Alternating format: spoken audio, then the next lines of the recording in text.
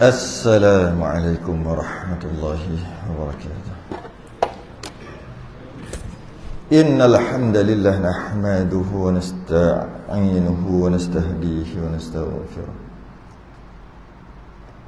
Wa na'udzu billahi min shururi anfusina wa min sayyiati a'malina man yahdihillahu fala mudilla lahu ومن يضلل فلا هادي له أشهد أن لا إله إلا الله وحده لا شريك له وأشهد أن سيدنا محمدا عبده ورسوله اللهم صل وسلم وبارك على سيدنا محمد الفاتح لما أغلق والخاتم لما سبق ناصر الحق بالحق والهدي إلى صراطك المستقيم صلى الله عليه وعلى آله وأصحابه حق قدره ومقداره العظيم اللهم نوّر بالكتاب بصري وأطلق بلساني واشرح بصدري واستعمل به جسدي بحولك وقوتك فإنه لا حول ولا قوة إلا بك سبحانك لا علم لنا إلا ما علمتنا إنك أنت العليم الحكيم ولا حول ولا قوة إلا بالله العلي العظيم أما بعد. Alhamdulillah, kita rafa'kan kesyukuran dan rasa terima kasih kita kepada Allah Ta'ala. Pada malam ni kita sambung lagi kitab Badrut Tamam. Kitab Badrut Tamam pada muka surat yang ke-28 ataupun muka surat yang ke-berapa Jawi ni?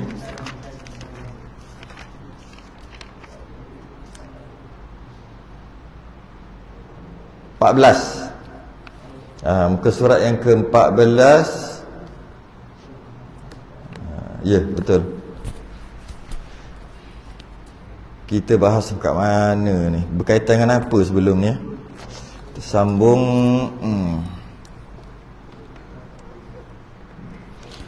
berkaitan dengan Nabi ke kota Taif. Nabi ke kota Taif setelah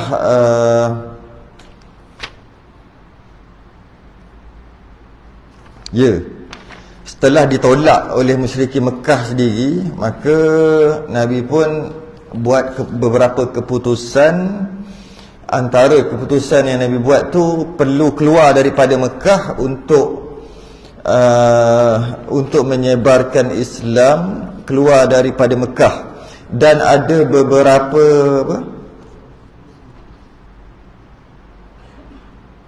beberapa tempat yang menjadi perhatian Nabi, antaranya Yathrib, iaitu Madinah sekarang ni. Dan sebelum tu dan antaranya adalah Taif. Tapi pilihan pertama adalah Taif. Jadi bila pilihan pertama Taif, tapi akhir sekali kat Taif tu tak berjaya. Tak berjaya, maksudnya pemimpin, 3 orang pemimpin besar, Abdu Ya'li, Mas'ud, Habib, semua tak terima. Semua tu kabilah, ketua-ketua kabilah yang besar tak terima.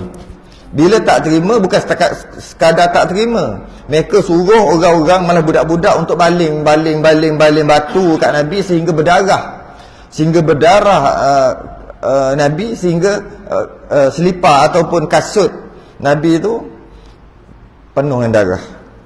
Itu yang last kan, yang sebelum ni. Kemudian bila macam tu, Nabi pun berundur sedikit demi sedikit, berundur sehinggalah ini yang terakhir kan, kalau minggu lepas tu, sehinggalah sampai ke jidar ataupun dinding kebun bagi Utbah dan Syaibah, 2 anak Rabi'ah, sampai ujung, sampai ke dinding dah. Kat situ ada kebun, yang mana kebun sampai ke pagar. Kita berhenti sampai situ lah. Berundur sampai ke pagar tak lagi lah. Sebab pagar ataupun dinding tu, di dalam dinding tu ada kebun, 2 orang, seorang nama Utbah, seorang nama Syaibah, dan 2 anak Rabi'ah. Sampai ke situ, kita berhenti kat situ. Sambung. Bila dah sampai ke situ, nak kena balik ni. Bila sampai ke situ aja, maknanya dah keluar daripada hujung dah, Maka yang duk baling-baling batu kat Nabi tadi terus berpatah balik. Dah sampai dah hujung dah, patah balik patah balik. Maka Nabi habislah, masa keluar daripada Taif lah. Keluar daripada Taif.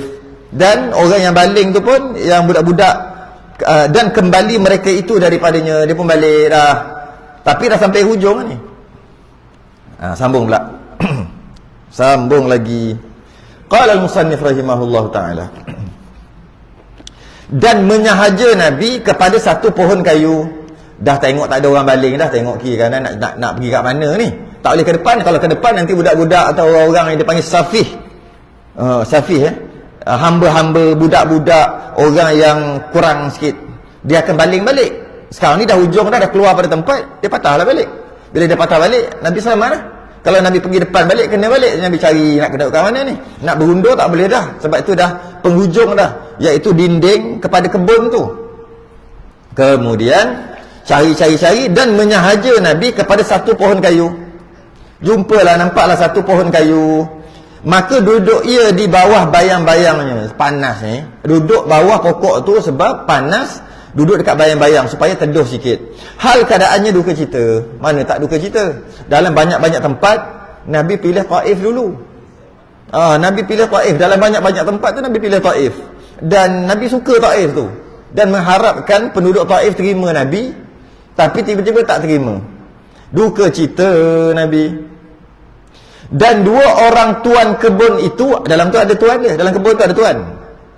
Dua orang dia tengok, dia perhati je tuan kebun yang nama siapa tadi? Utbah dan Syaibah. Dua berundur dia tengok aje. Dia tak masuk campur, dia tengok aje dua orang ni. Sampai dah hujung tu, penghujung, nanti kan dua orang ni baling-baling silap-silap masuk dalam kebun aku apa. Tengok-tengok tak, sampai ke hujung kebun tu dah sampai ke hujung tu, budak-budak tu dah lari dah semua. Maka dia perhati. Dan dua orang tuan kebun itu menilik keduanya kepadanya. Dia perhati je Nabi. Dan kesiani keduanya. Akan dia kesian tengok siapa ni, dia mengaku nak menyampaikan agama, kesian dia kena baling, dan tak diterima oleh ketua-ketua, kesian. Berdarah-darah ni Nabi ni. Maka menyeru keduanya akan seorang sahaya bagi keduanya yang Nasrani. Dia ada hamba lah buat kerja kat kebun kurma tu, kebun tamar, kebun kurma. Bila sampai tu ada pekerja kat situ, sahib bukan pekerja, hamba. Maksudnya hamba, yang mana hamba tu beragama Nasrani. Okay? Kalau kita sekarang Kristian lah, Nasrani, kerja kat situ, duduk kat situ hamba tu. Dikatakan baginya Adas. Ada pendapat mengatakan nama hamba tadi tu, yang Nasrani tadi, Adas nama dia. Adas, nama dia lah Adas. Bila kata Nasrani, kita kena faham, ini dekat Mekah, pergi ke Taif. Agama Nasrani asalnya daripada Nabi Isa. Asal usul, kemudian berubah agama tu diubah kan. Asalnya Nabi Isa. Nabi Isa ni Bani Israel. Bani Israel mana ada dekat situ? Situ Arab. Bukan kat situ tempatnya, dekat Bani. Jadi maknanya Adas ni, Nasrani maknanya dia Bani Israel lah. Hamba ni Bani Israel, yang mana telah dijadikan hamba. Tuan dia adalah orang Arab. Kita kata gitu, orang Arab. Jadi berbeza bangsa dan berbeza kabilah. Okay, kat situ lah. Poin kat situ. Sebab jarang ada, tapi sangat jarang. Dia Arab tapi Nasrani, sangat jarang. Sebab dia utuskan Nabi Isa dekat Bani Israel. Bila dia utus Bani Israel, kemudian dia ubahlah kan. Kemudian mereka ubah agama tu. Lepas dia angkat, mereka kata bukan diangkat lah kan, dibunuh Nabi Isa tu. Akhir sekali bertukarlah elok-elok agama Islam kepada jadi Nasrani. Elok-elok agama Islam asal, tapi jadi Nasrani. Agama tu, agama yang telah diubah. Okay. Jadi tak ada pun dekat Arab Nasrani. Ada tapi sangat jarang. Dia nak bagi tahu ni, maknanya dia kerja ni hamba bagi agama Nasrani. Okey. Maka berkata keduanya, dua orang ni, tuan dia ni katalah dekat hamba tadi tu, ambil olehmu akan setangkai daripada ini inap. Inap bahasa Arab. Inap ni anggur. Dia kata ambil anggur ni, sebab situ kurma apa ni, kebun kurma, kebun anggur sebagainya lah. Ambil ni, kesian, kita kesian tengok ni, ambil ini inap dan hantar olehmu di dalam bekas. Hantar olehmu di dalam bekas, letak dalam bekas, dan bawa pergi olehmu dengan dia kepada demikian laki-laki itu. Bawa pergi dekat laki-laki itu. Sebenarnya ada dua orang, kalau kita ingat lagi lah, kita bahas sebelum ni, sebenarnya dua orang, iaitu Nabi dan anak angkatnya Zaid.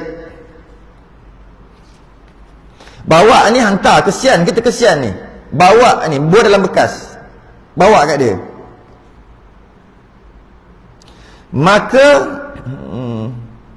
Maka memperbuat akan demikian itu oleh Adas. Adas pun ambil buat bagi. Maka tak kala menghantar, Nabi akan tangannya, Nabi pun, dia kata ambil lah ni, tuan kami bagi ni, ambil lah makan, kesian. Maka Nabi pun terima kasih, Nabi pun menghantar Nabi akan tangannya, ambil dalam bekas.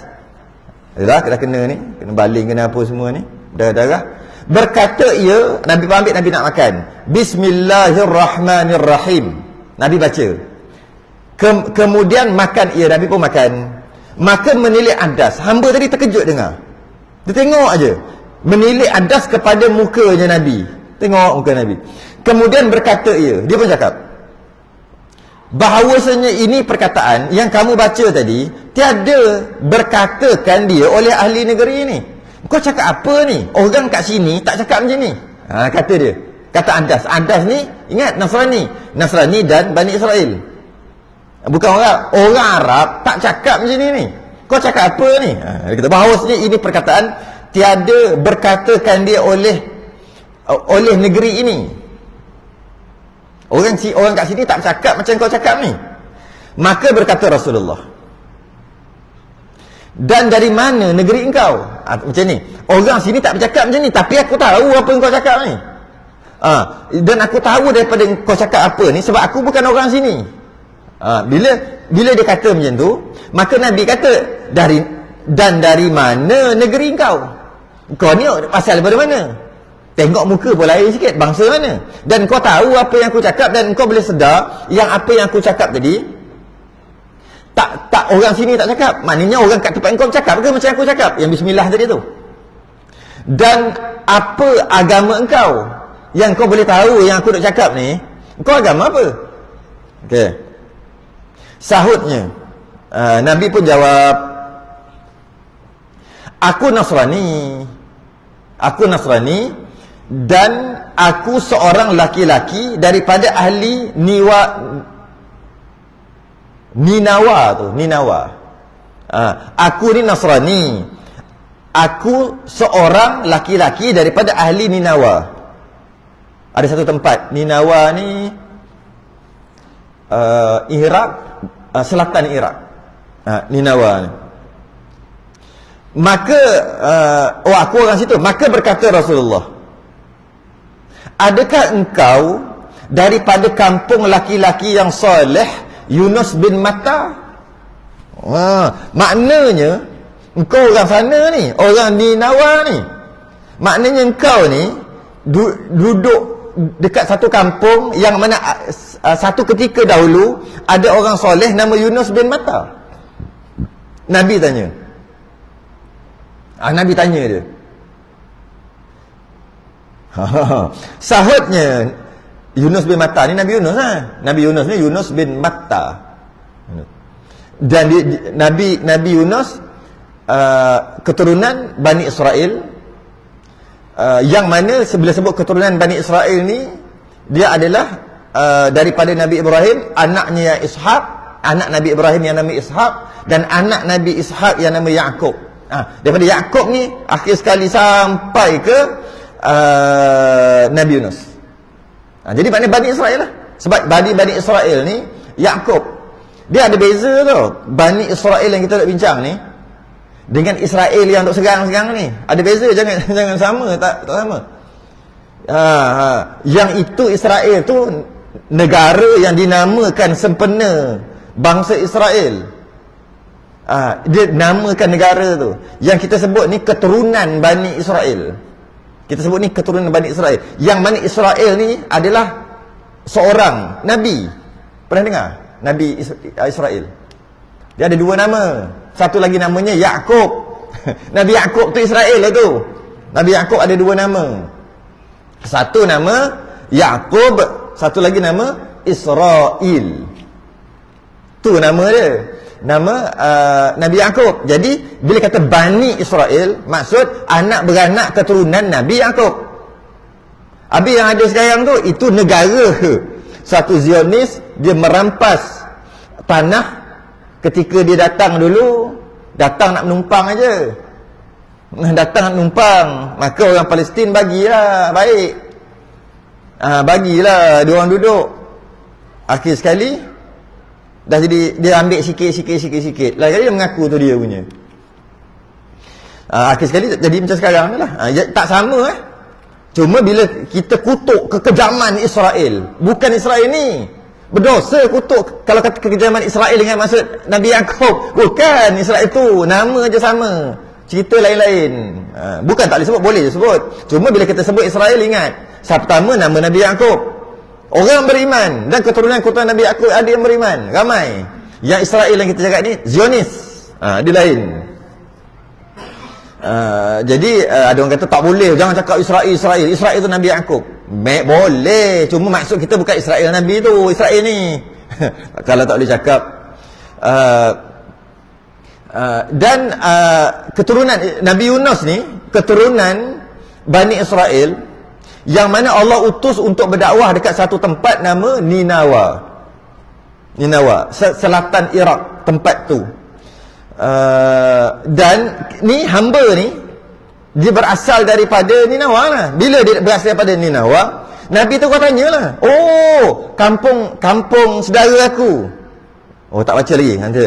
Oh kampung ni ada seorang soleh nama Yunus bin Matta. Mana kau tahu? Orang sini tak tahu sebab dia Arab dengan Bani Israel ni lain. Jadi bangsa Arab daripada anak Nabi Ibrahim yang nama Ismail. Anak Nabi Ibrahim kan ada seorang nama Ishak, Nabi Ishak lah. Seorang nama Ismail, Nabi Ismail. Nabi Ismail ni lagi tua. Lahir dulu 12 tahun, 11 tahun, 12 tahun beza umur. Nabi Ismail ni lebih tua daripada Nabi Ishak. Jadi daripada Nabi Ismail ni turun sampai Adnan, turun keturunan sampai Nabi kita. Daripada Ishak ni turun Yaqub, turun Nabi Sulaiman, Nabi Daud, Nabi termasuk Nabi Yunus last sekali sehingga ke Nabi Isa alaihissalam. Jadi maknanya boleh dikatakan, boleh kita kata Nabi pun mengaku bahawasanya Nabi Yunus ni saudara dia. Ialah saudara, tok yang sama, tok dengan maksud Nabi Ibrahim lah. Nabi Ibrahim ada anak, seorang Nabi Ismail, seorang Nabi Ishak. Yang Ishak ni akhir sekali jadi Nabi Yunus. Yang Ismail ni straight jadi Nabi kita. Jadi boleh tak kata saudara? Boleh lah, saudara. Malah sama-sama Nabi lagilah boleh ngaku saudara. Jadi dia kata, itu saudara aku, kata Nabi. Nanti kita baca Yunus bin Matta sahutnya. Sahutnya apa yang memberi ketahuan tuan hamba? Macam mana tuan hamba boleh tahu kata hamba tadi? Macam mana tuan boleh tahu? Ni tempat saya je, sahaja tempat kami, tempat kampung saya, sahaja orang sini tak tahu. Apa Yunus bin Matta? Macam mana tuan hamba boleh tahu? Yunus bin Matta, sabdanya, ia saudaraku, kata Nabi tu saudara aku lah tu. Adalah ia Nabi, dia Nabi, dan aku pun Nabi, kata Nabi. Duk berdarah-darah ni, kata Nabi, duk sambil-sambil makan buah anggur. Maka cenderung adas atas Rasulullah. Cenderung tu maksud pergi dekat, hal keadaannya mengkucupkan kepalanya yang maha mulia. Pergi dia dengar macam tu. Pertama dia dengar Bismillahirrahmanirrahim. Maksud Bismillahirrahmanirrahim sama dengan Nabi Yunus.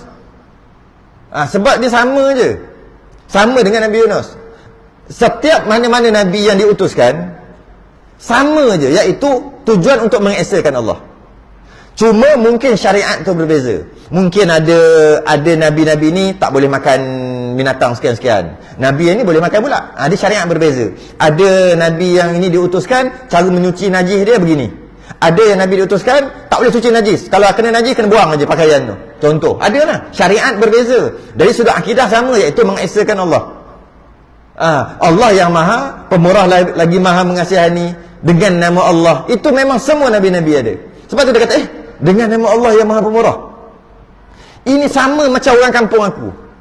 Zaman tu ikut keturunan dia, pernah dengar yang ini, pernah dengar dia kata. Itu dia kata, aku nabi. Maka dia terus percaya je. Terus percaya. Dia pun terus cium kepala nabi. Dan dua tangannya, dia ambil dua tangan, dia cium dua tangan nabi. Dan dua kakinya, dia cium kaki nabi. Dan masuk ia Islam. Masuk Islam terus. Aku beriman dengan kau. Sebab tak ada, aku tengok pun aku tahu. Bila kau cerita pun aku tahu dah, memang betul. Terus dia masuk Islam. Sebab apa? Sebab apa yang Nabi bagi tahu tu, begitulah yang turun-temurun di negeri dia yang jauh. Negeri dia yang jauh. Tiba yang Nabi cakap tu dia yakin. Sebab apa? Kalau kita tengok Nabi Yunus ni, dia agak berbeza dengan nabi-nabi yang lain. Dia special sikit. Nabi Nuh diutuskan oleh Allah untuk kaum dia sendiri. Nabi Hud diutuskan untuk kaumnya sendiri. Kaum tu maksud bangsa, keturunan dia sendiri. Nabi Saleh diutuskan untuk kaumnya sendiri. Nabi Ibrahim diutuskan untuk kaumnya sendiri. Nabi Syuaib diutuskan untuk kaumnya sendiri. Nabi Muhammad diutuskan untuk kaumnya sendiri, tapi kaumnya dan semua sekali kan, termasuk orang Melayu, kaum-kaum segala bangsa yang ada. Nabi kita special lah. Cuma sebelum ni semua nabi-nabi diutuskan untuk kaumnya aja. Sampai nabi kita diutuskan untuk sekalian alam. Nabi kita diutuskan untuk, kalau tidak tak sampailah Islam kat kita. Bukan untuk orang Arab aja. Tapi Nabi sebelum tu diutuskan untuk apa? Contohnya Nabi Isa diutuskan untuk ya Bani Israel. Untuk Bani Israel je. Bukan Bani Arab. Bukan Bani Melayu. Bukan. Nabi-Nabi lain hanya diutuskan untuk kaum dia sahaja. Okay. Dan Nabi kita diutuskan untuk rahmatan lil alamin, sekalian alam. Special Ada satu lagi special. Siapa? Nabi Yunus. Nabi Yunus, dia bukan kaum tu. Tapi dia diutuskan untuk kaum tu. Dia diutuskan untuk kaum yang lain, bukan saudara mara dia, bukan keturunan dia. Nabi Yunus. Sebab tu kaum dia tak nak beriman. Sebab dia kata, engkau siapa? Dia seolah macam orang asing. Macam Nabi kita kan, dia nak berdakwah dengan musyrikin Mekah. Dan musyrikin Mekah tu semua saudara mara dia. Macam tu dia. Kalau kita tengok Nabi Hud diutuskan untuk kaum dia. Nabi Saleh diutuskan untuk kaum dia. Maksudnya saudara mara dia, keturunan dia. Tapi Nabi Yunus, dia bukan diutuskan untuk kaum dia, tidak. Tidak, dia diutuskan untuk kaum lain. Dengan maksud dia macam orang asing. Sebab tu tak ada orang beriman. Dia ada satu riwayat mengatakan 2 orang je beriman dengan Nabi Yunus. Nabi Yunus dilantik menjadi Rasul umur 30. Selama 33 tahun, maknanya sampai umur Nabi Yunus 63 tahun, hanya 2 orang beriman. Sebab apa tak ramai beriman ni? Sebab itu dia bukan orang situ. Nabi Yunus bukan orang situ, dia orang luar. Jadi yang special, Nabi yang special ni ada 2 lah.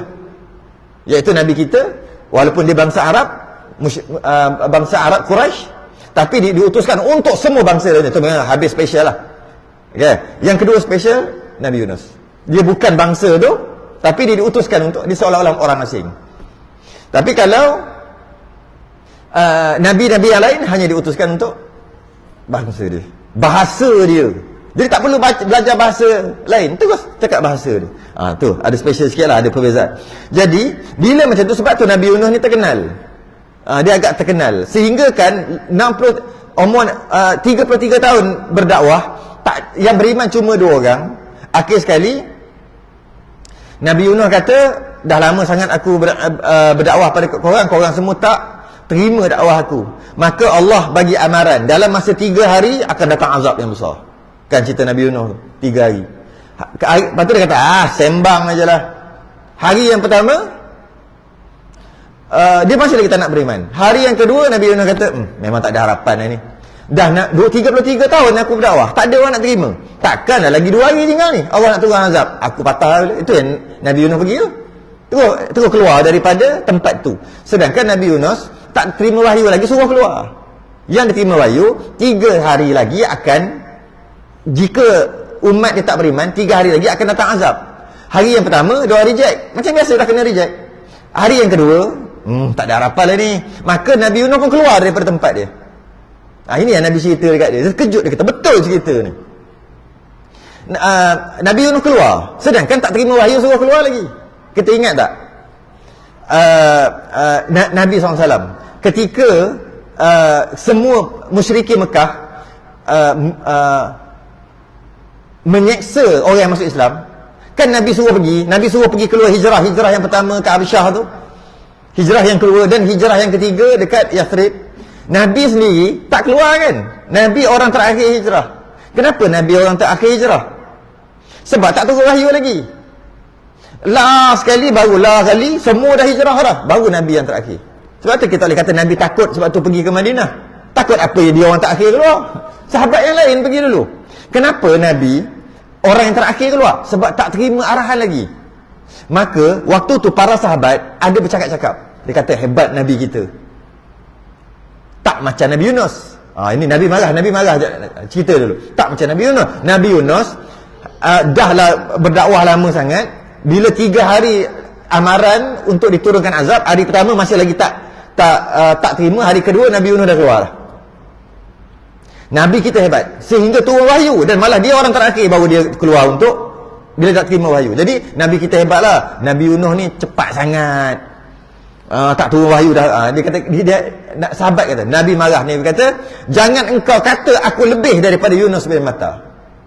Jangan kau kata aku ni lebih daripada Yunus bin Matta. Kau jangan kata aku ni lagi hebat. Tidak, sama aja. Beberapa maksud. Sebab apa? Sebab antaranya sahabat tu, dia duk cakap, oh hebat Nabi kita. Tak gopoh.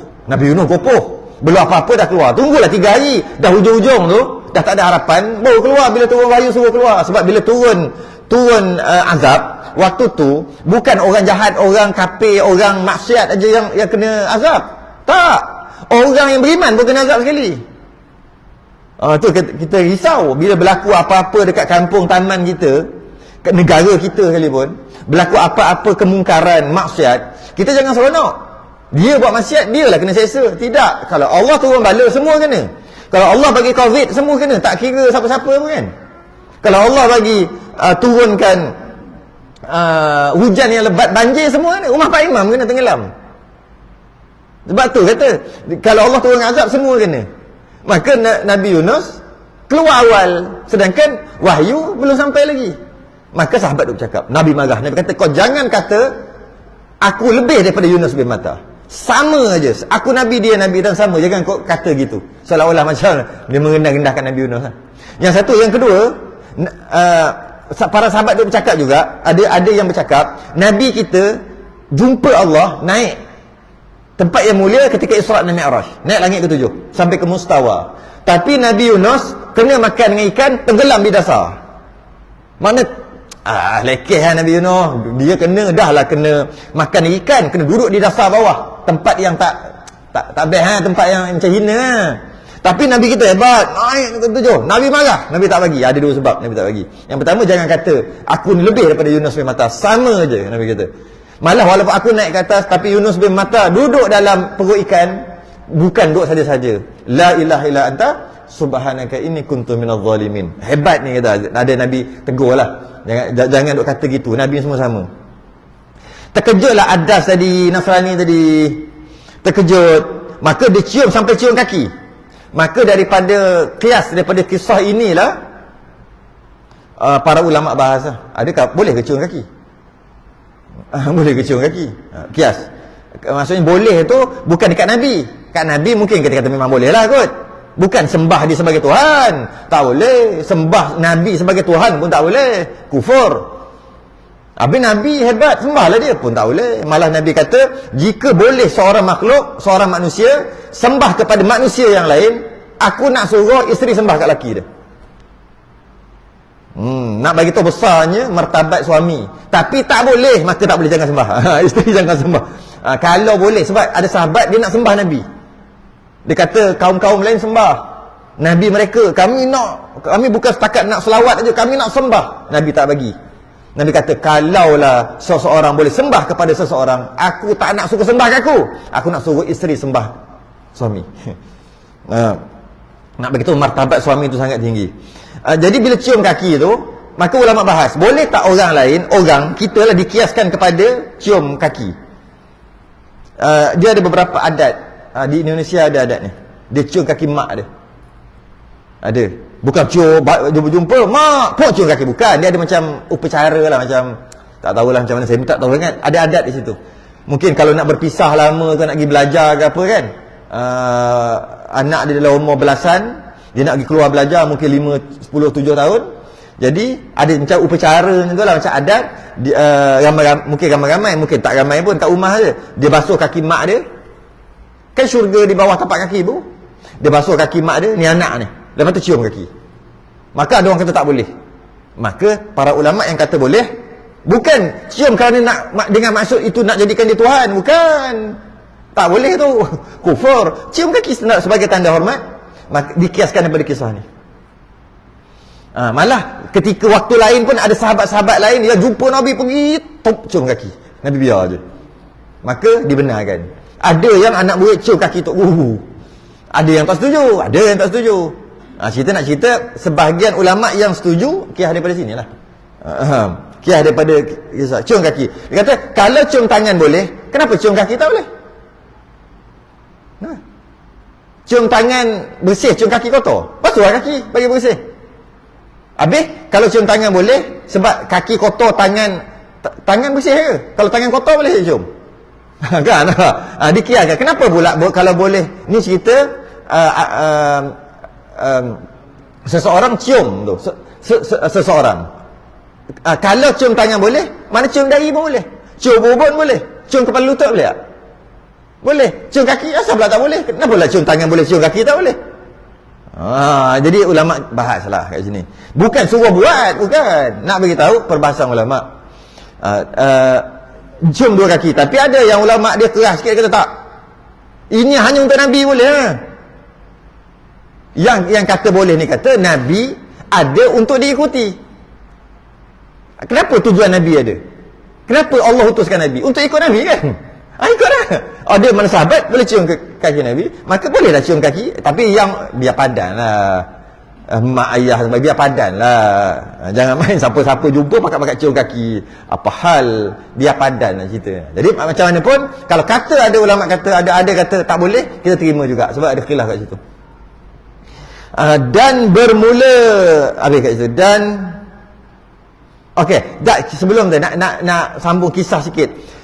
Bila Nabi Yunus keluar awal, hari yang kedua, masuk hari yang ketiga kan dia naik bahtera. Bila dia naik bahtera tu, dalam hati dia kata, kampung aku dah kena dah. Sebab Allah janji 3 hari dah habislah kena.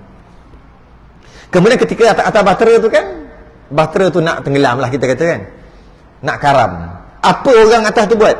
Dia kata buang barang-barang, mungkin berat sangat, buang habis barang, masuk dah. Tetap juga bergelora nak karam.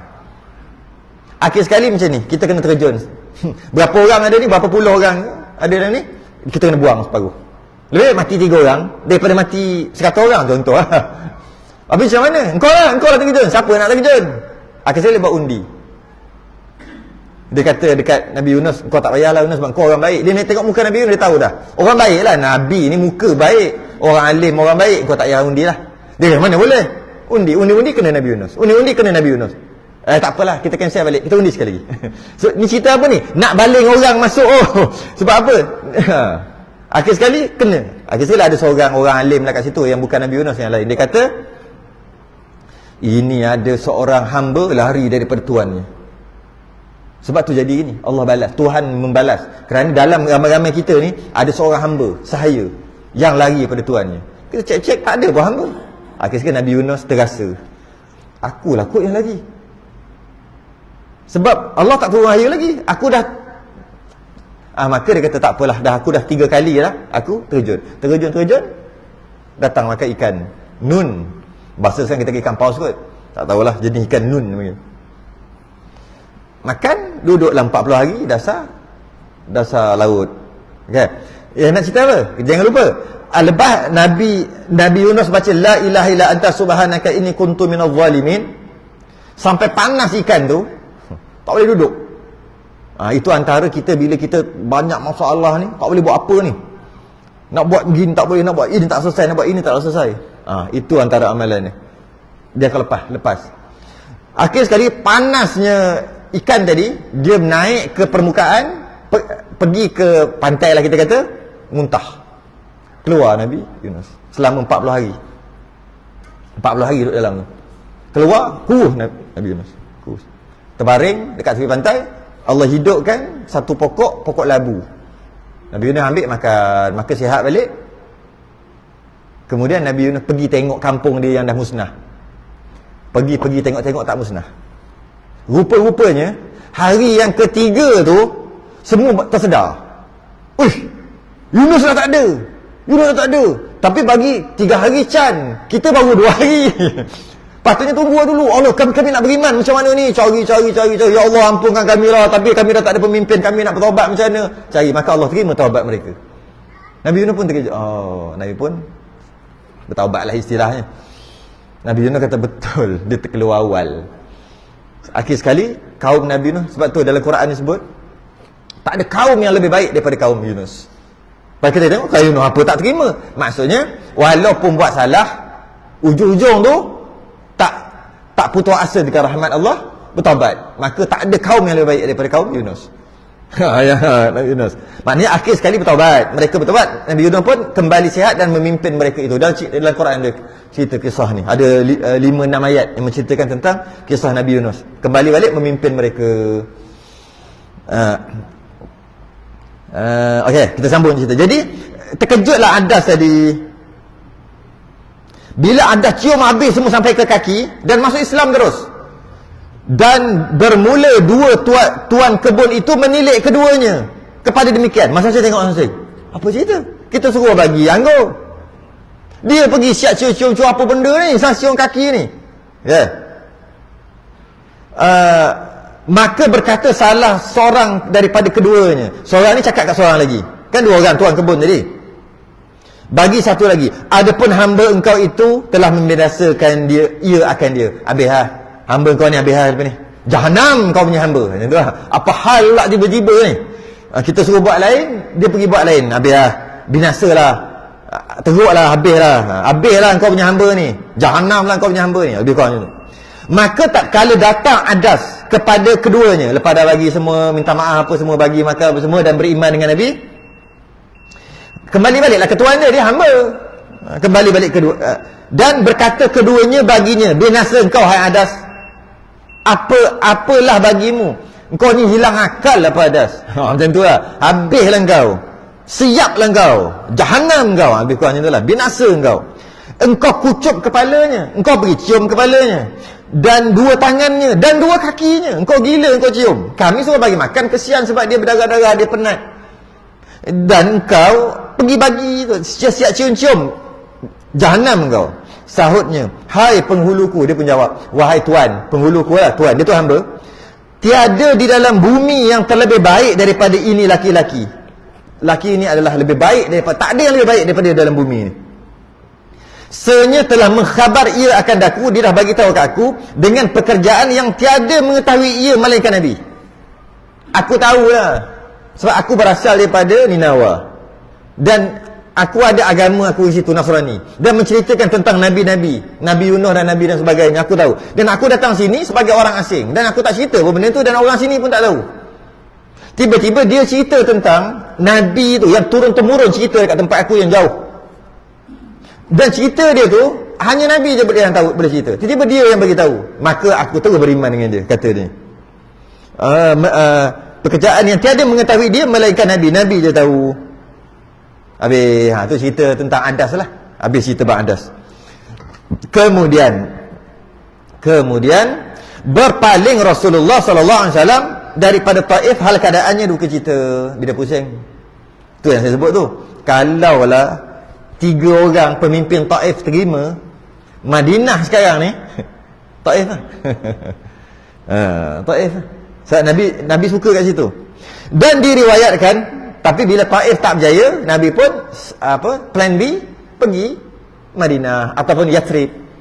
Orang Yathrib terima. Tengoklah sekarang jadi hebat kan. Madinah hebat. Dan diriwayatkan bahawa Allah SWT membangkitkan kepadanya akan Jibril. Tak habis lagi cerita ni. Ingatkan dah habis dah. Berpaling tu maksud, tak apalah. Tak ada harapan dah kita dekat Taif ni. Kita kena cari tempat lain, plan B. Dan aku ada 4-5 plan ni, kata Nabi, dekat Zaid, anak angkat dia, Zaid bin Harithah.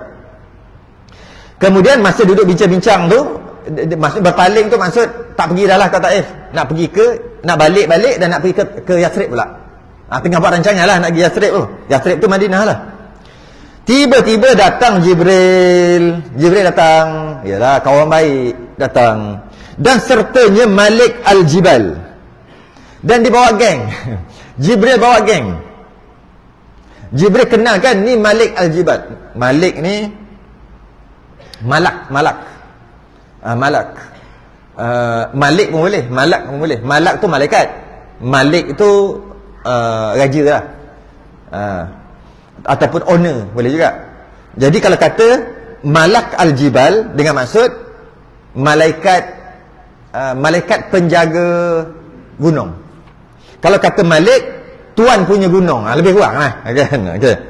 Maksudnya malaikat penjaga gunung. Jibril bawa geng, yakni seorang daripada malaikat yang diwakilkan dia dengan segala bukit. Maksudnya Allah arahkan malaikat ni untuk jaga bukit. Maka sembahnya, dia berkata, jika menghendaki Tuhan, kata malaikat seorang lagi ni, jika menghendaki Tuhan hamba, kalau Tuhan hamba nak, malaikat ni kata dekat Nabi, niscaya hamba pertangkupkan atas mereka itu akan 2 bukit Akhsyabain. Kalau Tuhan nak, kata dia, aku boleh angkat bukit ni, aku gembas, habis penduduk Taif.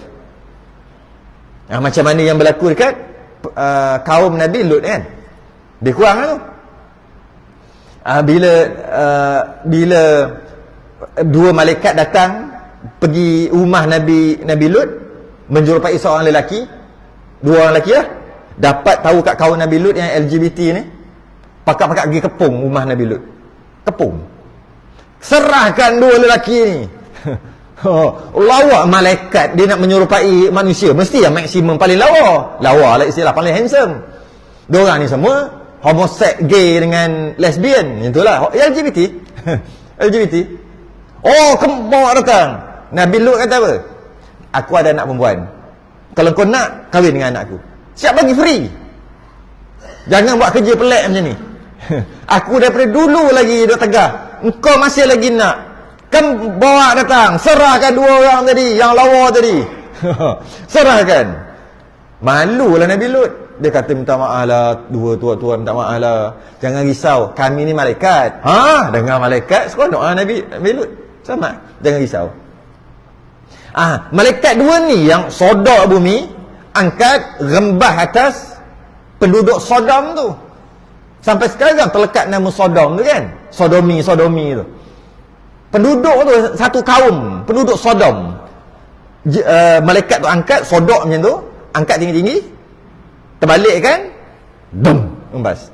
Kat situ ada air, maka berkumpul air dekat tengah-tengah tu, jadi kita panggil sekarang laut mati. Laut mati tu garam yang sangat tinggi, tak ada yang lebih tinggi garam kat situ, sehingga orang yang tak tahu berenang pun kalau masuk dalam tu terapung. Terlalu garam tu, terlalu tempat yang Allah murka. Macam itulah 2 malaikat ni nak buat. Nabi teringatlah kisah tu, Nabi Lut. Itulah kata, kalau ikut logik Nabi kata, nak buat macam kaum Sodom ke? Cantik, kasih hantam, kasih lebih sikit. Kalau kita mungkin macam tu, kita punyalah nak bagi dia agama yang betul, nak dakwah dia elok-elok, cakap baik-baik, dia buat nganyi macam tu, siap suruh budak-budak hamba-hamba baling sampai berdarah-darah. Aku pula dah jadi sampai macam ni, tak nak tolong agama Allah, apa lagi? Jalan, kita kasih lebih sikit. Sepatutnya gitulah kalau kita. Tapi Nabi tak kata gitu. Nabi kata apa? Allahumma hdi qaumi fa innahum la ya'lamun. Nabi doa, ya Allah, berilah petunjuk kepada kaumku, sesungguhnya mereka tidak mengetahui. Baik. Kita baca lagi. Jikalau menghendaki Tuhan, hamba niscaya hamba pertangkupkan atas mereka itu akan dua bukit Akhsyabain. Maka sabdanya alaihi salatu wasalam, kata Nabi, bahkan jangan, aku harapkan bahawa mengeluar Allah daripada segala sulbi mereka itu akan mereka yang menyembahkan dia dan tiada menyengutu akan dia akan sesuatu. Jangan buat gitu. Memang aku tahu mungkin mereka ni layak dibuat seperti kaum Sodom, umat Nabi Lut.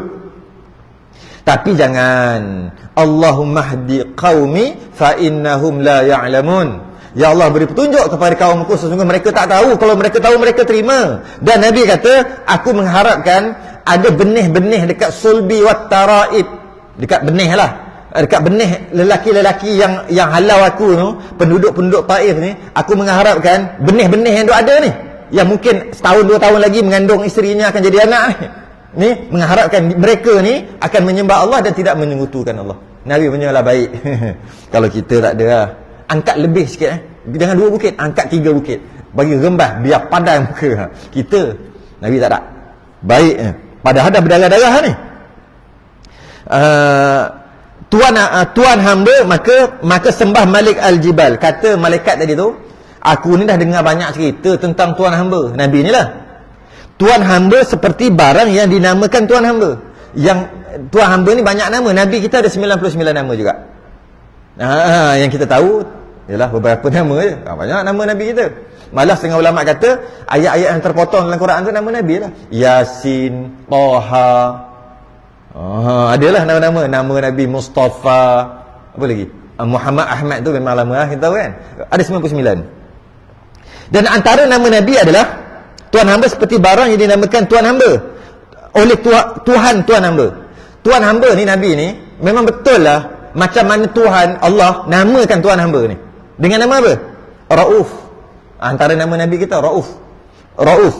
Yakni lemah lembut, dan Rahim, yakni yang amat kesiani. Abdul Rahim, Abdul Rauf, nama Nabi kita. Jadi memang Tuhan sesuai lah dengan nama Rauf. Sangat sopan santun, lemah lembut, walaupun kena macam-macam pun sabar. Rahim, yang amat kesian, memang kenalah Tuhan Allah bagi nama kat tuan hamba, atau gelar tuan hamba ni memang kena dah. Kata malaikat tadi, selama ni duk dengar cerita aje, kali ni confirm, kata malaikat tu lah. Kita puji Nabi lah. Baca lagi. Kemudian berjalan ia kepada Bukit Hira. Kemudian sebab sebelum tu ada sedikit moral of the story yang boleh kita ambil daripada kisah tadi tu, adalah tak guna kita membalas dendam orang yang musuh pada kita.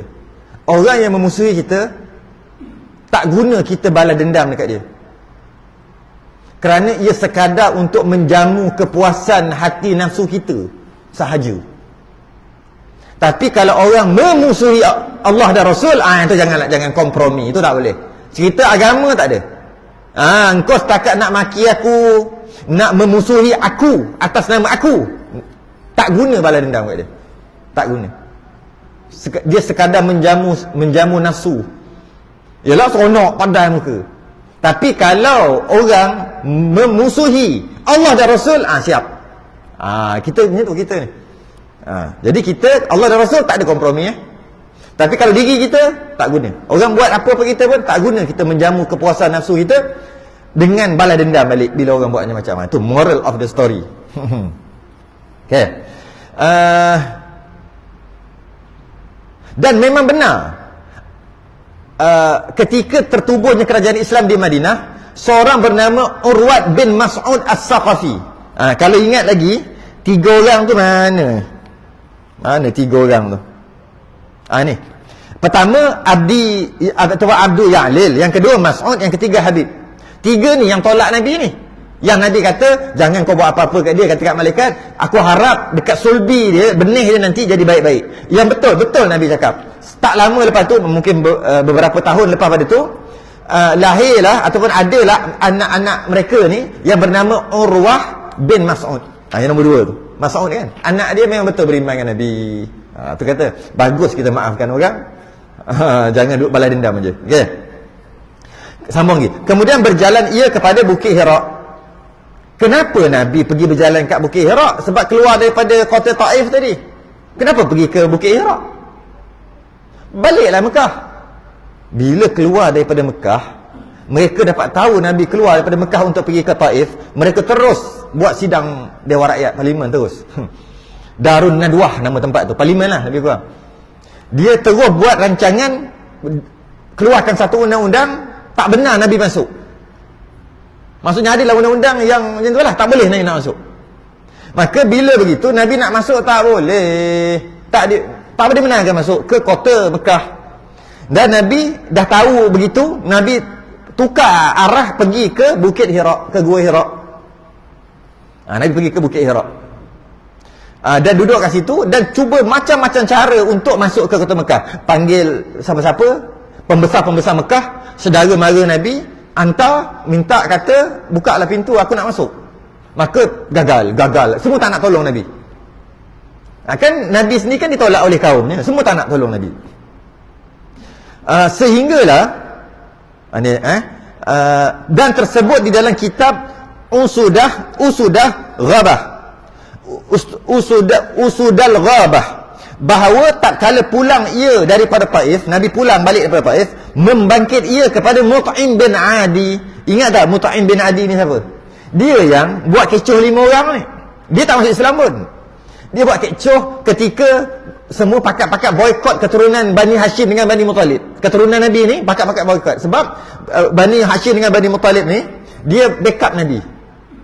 Maka yang lain semua boykot. Tak nak, jangan berkahwin dengan keturunan mereka, jangan berniaga, jangan jual, jangan beli, jangan bertegur siapa. Kan kena boykot. Sehingga bertahun-tahun. Sehingga lama sangat sebab ada perjanjian yang mereka buat. Kemudian kan ada 5 orang kata, kita nak tengok surat perjanjian tu balik. Ya ke? Lama dah sangat, macam ya ke tak ada. Sedangkan pada malam tu Nabi dah bagi tahu surat perjanjian tu dah tak ada. Kalau ingat lagi cerita 2 minggu 3 minggu sebelum ni. Surat perjanjian tu dah tak ada, Nabi kata dah tak ada, telah dimakan anai-anai, yang tinggal hanya nama Allah saja. Tapi surat tu digantung dalam Kaabah. Jadi Mut'im ni lah dengan 5 orang, dia lah buat hal. Dia kata, ya ke? Tiba-tiba kita dah boykot saudara kita sendiri, kesian orang kebuluh dan sebagainya. Tapi kita dah buat perjanjian, kata Abu Jahal. Kita dah buat perjanjian. Kalau dah buat perjanjian, mana perjanjian tu? Ada dalam tu. Aku tak tengok pun. Dia orang ni buat hal. Seorang ni pun 5 orang. Seorang ni pun kata, yalah, tu saudara mara kita juga. Yalah, masih bila korang buat perjanjian? Dah lama dah. Aku nak tengok. Kau tengok tak? Kau tengok. Aku tak pernah tengok. Aku tengok. Mengarut kot. Jadi nak senang, keluarkanlah surat perjanjian tu. Bila baca, kalau betul surat perjanjian itu iaitu untuk boykot Nabi, settle masalah. Boykotlah balik. Sambunglah boykot tu. Tapi Abu Jahal tak nak bagi kan? Ingat ayat cerita tu. Abu Jahal tak nak bagi kan? Tak payahlah. Dah kan kita dah boykot lama dah. Adalah surat perjanjian tu. Mut'im ni yang buat hal ni. Dia tak masuk Islam. Dia kafir. Dia mati pun mati kafir. Dia tak masuk Islam sampai ke sudah. Cuma dia tu lah baik. Nabi sayang kat dia sebenarnya. Nabi sangat sayang kat dia. Akhir sekali dia pun pergi, apa susah, masuk je lah, buka pintu Kaabah, ambil tengok, buat turun peti, jom main sini ramai-ramai, buka, mana ada surat perjanjian? Yang ada kecil ni, kertas kecil ni, tu dia apa? Nama Allah. Itu je aneh-aneh tak makan. Tak ada, tak jadi boykot lah. Jadi Abu Jahal diam lah, tak ada surat perjanjian. Ingat cerita tu. Mut'im ni akhir sekali panggil kabilah ni, tolong aku tolong aku. Aku nak masuk Mekah tak boleh dah. Kau pergi mana? Aku pergi Taif. 20 banyak hari lah. Beberapa hari pergi, 23 banyak hari pergi. Jomlah. Tolong aku. Nabi minta tolong. Akhir sekali tetap tak tolong juga. Semua tak nak tolong. Tetap juga biar je Nabi gitu. Akhir sekali dia teringat. Mut'im kan tolong kita dulu. Mut'im ni tolong kita. Kita panggil Mut'im bin Adi. Ni yang kata, membangkit ia kepada Mut'im bin Adi. Panggil lah. Ini orang kata kepala ketua kabilah yang terakhir. Last. Lepas ni tak ada harapan. Macam tak ada harapan lah. Last yang terakhir. Panggil Mut'im bin Adi. Akhir sekali Ibn Adi pun datang ke Gua Hira. Nabi bincang, tolonglah kami nak masuk tak boleh.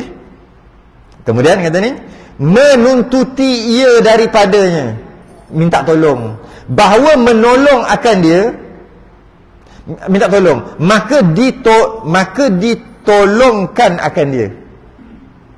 Maka Mut'im ni tolong sekali lagi Nabi. Tolong macam mana? Mut'im ni ajak anak-anak dia pakai pakaian macam pakaian tentera lah, pakai macam pakaian tentera. Kemudian dan saudara mara dia yang lain dan orang yang sokong jugalah ataupun kabilah Mut'im bin Adi ni ramai-ramai pergi daripada bawa Nabi jalan, dikepung, pegang panah, pegang pedang, masuk. Jangan kacau.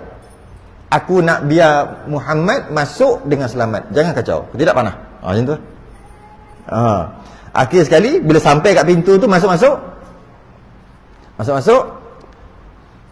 Terkejutlah yang lain. Yang lain semua kata, tak boleh masuk, tak boleh masuk. Kata, kalau kau datang, panah. Masuk. Bila masuk gitu,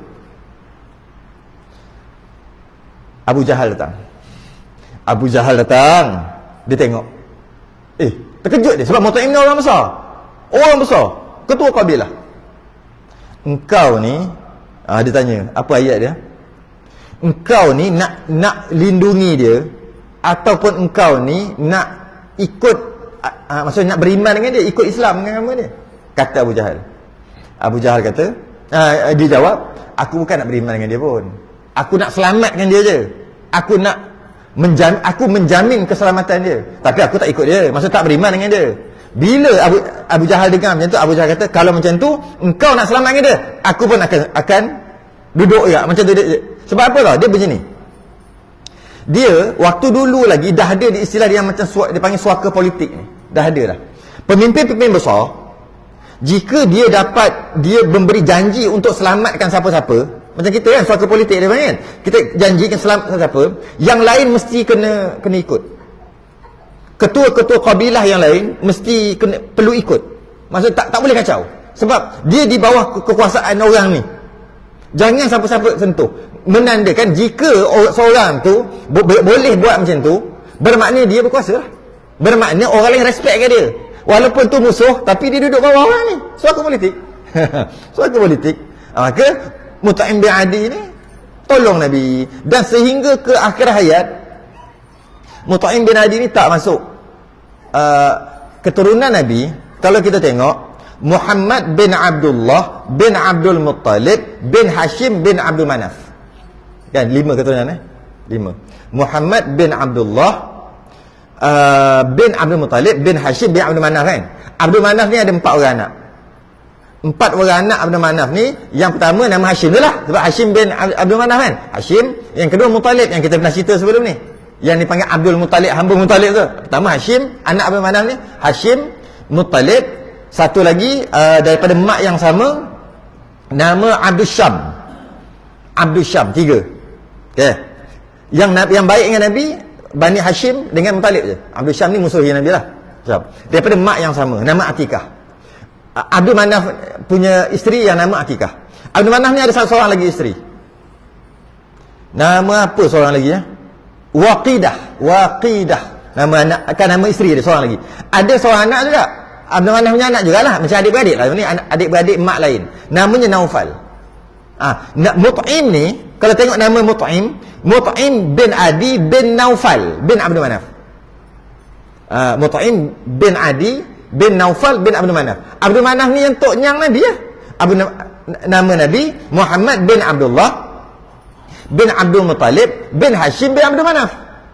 Jadi makna Hashim ni adik-beradik dengan Naufal, tapi mak lain, ayah sama. Sebab tu dia sokong Nabi, walaupun dia tidak beriman sampai kesudah. Dia meninggal ketika perang Badar, dan mati tak beriman dengan Nabi, malah dia lawan Nabi. Dan bila Nabi menang kan perang Badar? Kemudian ketika Nabi tengok Mut'im mati tu, Nabi kata apa lah? Kalau katalah Mut'im ni hidup dan Mut'im ni nak, kan ada yang kalah tadi jadi tawanan. Ada berapa puluh orang jadi tawanan, hampir 100 orang kan jadi tawanan ketika perang Badar. Nabi menang. Nabi kata, jika Mut'im ni hidup, dan Mut'im kata lepaskanlah, sebab mereka duduk bawah aku, lepaskanlah, aku akan lepaskan. Maksudnya Nabi sayang sungguh lah, tapi dia meninggal lah, dia mati. Okey, tu sikit Mut'im tolong. Dah faham cerita Mut'im, menuntut ia daripadanya bahawa menolong akan dia, maka ditolong akan dia dan masuk ia ke dalam masjid sertanya. Sampailah Mut'im tolong, sampailah Nabi boleh masuk ke Mekah. Nabi pergi Masjidil Haram, sembahyang kat situ, dan adalah Rasulullah SAW mensyukur ini pertolongan baginya. Nabi sangat menghargai pertolongan Mut'im ni, walaupun dia tak masuk Islam. Adalah pulangnya kepada Taif kepada 23 hari yang lalu daripada bulan Zulqaidah, 23 Zulqaidah, itulah Nabi masuk balik daripada Taif, dan dapat masuk kerana jasa Mut'im. Habis. Okey, perjanjian Aqabah, dah masuk balik, dan Nabi pun buat rancangan seterusnya nak ke Yathrib pula. Dan berlakulah beberapa perjanjian, antaranya perjanjian Aqabah. Dan pada tahun yang ke-11, tahun ke-11 kerasulan, umur Nabi 51 lah, maka berlakulah perjanjian.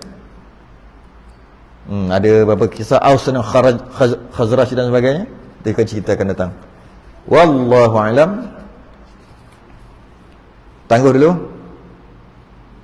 Selain tasbih kafarah dan muslim, subhanakallah wa asyhadu an la ilaha illa anta astaghfiruka.